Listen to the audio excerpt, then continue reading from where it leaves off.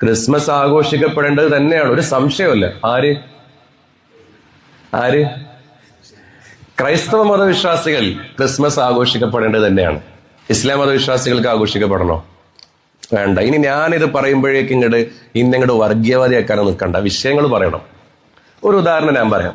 രണ്ട് സുഹൃത്തുക്കൾ, ഒരാൾ കോൺഗ്രസ്സുകാരനും ഒരാൾ കമ്മ്യൂണിസ്റ്റുകാരെന്ന് കരുതിക്കോളും, പെട്ടെന്ന് മനസ്സിലാകാൻ പറയാം. കോൺഗ്രസ്സുകാരനായ ഈ മനുഷ്യൻ കമ്മ്യൂണിസ്റ്റുകാരനായ ഈ മനുഷ്യരുടെ നല്ല ബന്ധമാണ്, ഒരുമിച്ചാണ് യാത്ര, ഒരുമിച്ചാണ് കിടത്തം, ഒക്കെ ശരിയാ. പക്ഷെ ഇയാൾ യഥാർത്ഥ കോൺഗ്രസിന്റെ അനുഭാവിയാണെങ്കിൽ ഇയാൾ കമ്മ്യൂണിസ്റ്റിന്റെ യോഗത്തിൽ പോയി പങ്കെടുക്കുമോ? കമ്മ്യൂണിസ്റ്റിന്റെ സ്ഥാനാർത്ഥിനെ വിജയിപ്പിക്കാനുള്ള പണിയെടുക്കുമോ?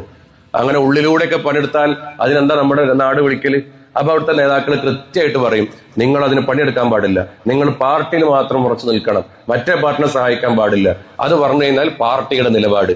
മതപണ്ഡിതന്മാർ പറയാണ്, നിങ്ങൾ ഇസ്ലാമിന്റെ വിശ്വാസങ്ങളെ അനുസരിച്ച് നിൽക്കണം, മറ്റു മതവിശ്വാസങ്ങളിൽ നിങ്ങൾ അമിതമായി പങ്കെടുക്കാൻ പാടില്ല എന്ന് പറഞ്ഞാൽ വർഗീയത. എവിടുത്തെ ന്യായത്? രാഷ്ട്രീയക്കാർ പറയുമ്പോൾ അത് നിലപാട്, മതപണ്ഡിതന്മാർ പറഞ്ഞാൽ അത് വർഗീയത. എങ്ങനെ വർഗീയതയാകും? ഈ കോൺഗ്രസ്സുകാരനായ ആൾ കമ്മ്യൂണിസ്റ്റുകാരുടെ മീറ്റിംഗിൽ പോയി പങ്കെടുക്കുന്നത് എനിക്കല്ലല്ലോ മതസൗഹൃദം എന്ന് പറയാം, അല്ല രാഷ്ട്രീയ സൗഹൃദം എന്ന് പറയാം.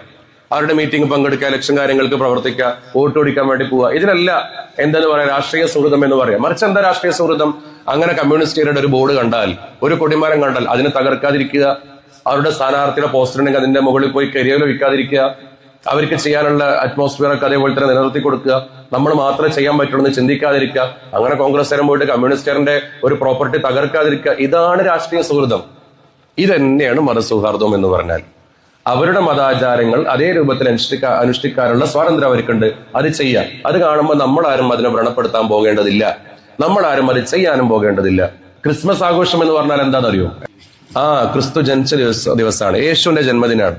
യേശു എന്ന് പറയുന്നത് ആരാണ്? യേശു എന്ന് പറയുന്നത് ദൈവപുത്രനാണ്, ദൈവത്തിന്റെ മകനാണ് യേശു എന്ന് പറയുന്നത്. ആയിക്കോട്ടെ, നമുക്ക് വിരോധമില്ല, അവരുടെ വിശ്വാസമാണ്, അവർക്ക് അങ്ങനെ വിശ്വസിക്കാം, ഈ രാജ്യത്ത് അങ്ങനെ വിശ്വസിക്കാനുള്ള സ്വാതന്ത്ര്യമുണ്ട്. നമ്മുടെ വിശ്വാസം എന്താണ്?